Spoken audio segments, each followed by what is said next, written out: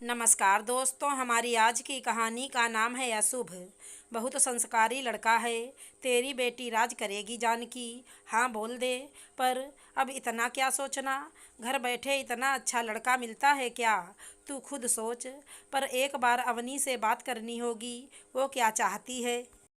अरे जानकी, वो लड़की जात उससे क्या पूछना। क्या तेरे माँ बाप ने तुझसे पूछा था? बोल।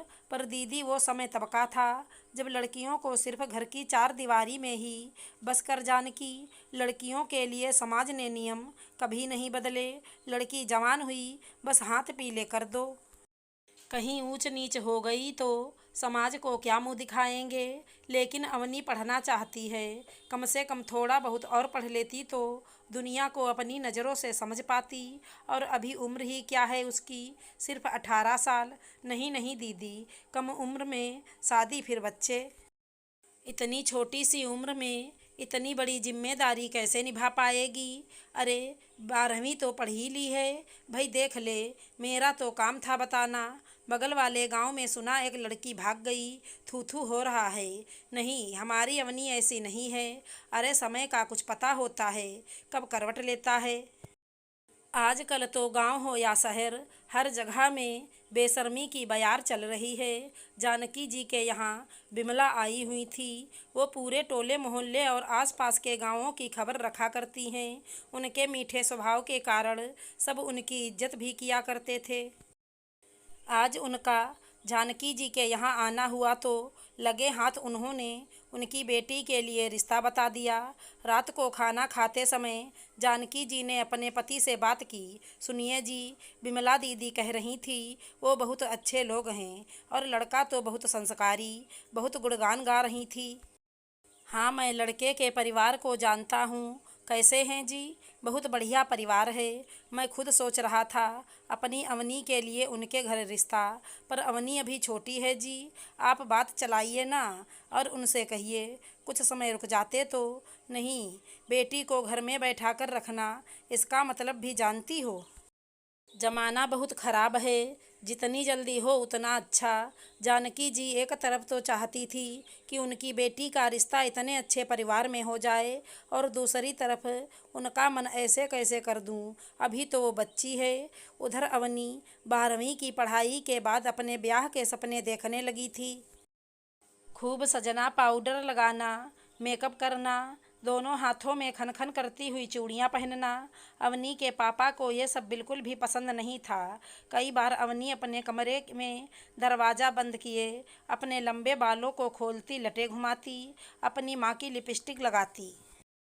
उसकी आंखों में अपनी शादी को लेकर सतरंगी सपने दिखने लगे थे। अपने होने वाले भावी पति के बारे में सोचकर कई बार खुद ही शर्माकर खुद में सिमट जाती। तरह तरह की मैगजीन पढ़ती जो उसकी सहेलियां उसे चुपके से दे जाती। अवनी का ब्याह तय हो गया था। अवनी को जैसे ही बात पता चली, उसने अपनी माँ से जिद करना शुरू कर दिया। माँ, मैं अपनी शादी में पार्लर जाकर सजूंगी। बेटा, तू तो वैसे ही इतनी सुंदर है, और तेरी भाभियाँ और सहेलियाँ हैं ना, वो ही तुझे सजा देंगी। पर माँ, बेटा, पिताजी नाराज हो जाएंगे। अच्छा, तू ऐसा कर, उस पार्लर वाली को ही घर बुला ले। अवनी खुश होते हुए अपनी माँ को गले लगा लेती है। अवनी की और पढ़ने की इच्छा उसके मन में नहीं थी। शायद जानती थी इतना पढ़ाई हो गई बहुत है। बाकी की सहेलियों ने तो सिर्फ 10वीं तक ही पढ़ाई की थी। घर में शहनाइयाँ बज रही थी, टोकरी भर भर कर मिठाइयाँ बन रही थी। घी की खुशबू से पूरा घर आंगन महक रहा था। फूलों से गुथी हुई मालाएं घर की शोभा बढ़ा रही थी। झिलमिलाती हुई लड़ियाँ मानो तारों को चिढ़ा रही थी। बधाइयाँ देने वालों का घर में तांता लगा हुआ था। सब अवनी की किस्मत को सराह रहे थे।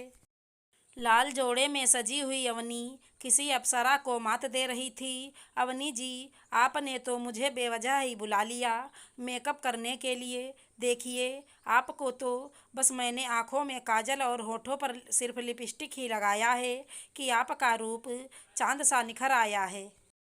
बस कर, नज़र लगाएगी क्या मेरी बेटी को? जानकी जी बलाए लेती हुई बोली और नज़र का काला टीका लगा दिया। अवनी खिड़की पर टकटकी लगाए अपने बारात का इंतजार करने लगी। बाहर का शोर सुनकर अवनी को कुछ अनहोनी होने का एहसास होने लगा। बारात आ गई थी, लेकिन सबके चेहरे पर कोई खुशी का भाव नहीं था। बारातियों में खुसर फुसर हो रही थी। तभी गाड़ी से दूल्हा और दूल्हे के पिताजी निकले। साथ ही और गाड़ियों से कुछ लोग बारात वापस ले चलो कह रहे थे। घरातियों को कुछ समझ में नहीं आ रहा था। तभी अवनी के पिताजी दौड़कर दूल्हे के पिताजी के पास गए। ये क्या हुआ समधी जी? ये चोट कैसे लगी? ओह, बहुत खून बह रहा है। बारातियों में आई औरतों ने अपना मुंह खोला। हमें नहीं पता था होने वाले समधी जी, आपकी बेटी इतनी अशुभ निकलेगी। अभी तो सिर्फ बारात ही आ रही थी कि इतना बड़ा हादसा होते होते रह गया। देखिए कितने लोगों को चोट आया है। ये शादी हो गई तो ना जाने क्या होगा। माफ़ी चाहते हैं। अवनी के पिताजी हाथ जोड़कर खड़े हो गए। जल्दी जल्दी डॉक्टर को बुलाया गया। लड़की वालों को कुछ समझ नहीं आ रहा था क्या किया जाए। बारातियों की औरतों ने अपनी पंचायती लगा रखी थी। नहीं होगी शादी, लड़की के पैर ठीक नहीं हैं, देखो कितना बड़ा अपशगुन हो गया। हाँ तो इधर लड़की वालों का मुंह सूख रहा था। अवनी की माँ जानकी जी हैरान परेशान सी आंखों में अपने आंसुओं को छिपाए कभी अवनी का मुंह देखती, कभी लड़के के पिता की ओर। अवनी को देखकर उनका कलेजा मुंह को आ रहा था। अभी तो फेरे भी नहीं पड़े, मांग में सिंदूर भी नहीं सजा कि उनकी बेटी की अभी से एक औरत होने की परीक्षा शुरू हो गई।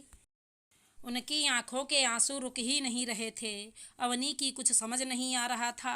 तभी दूल्हे ने आकर कहा, माँ, ईश्वर की कृपा से पिताजी बिल्कुल ठीक हैं और बाकी सब भी। शादी की आगे की तैयारियां शुरू करवाइए। अवनी मेरी होने वाली पत्नी है और आप भी मेरी माँ समान हैं।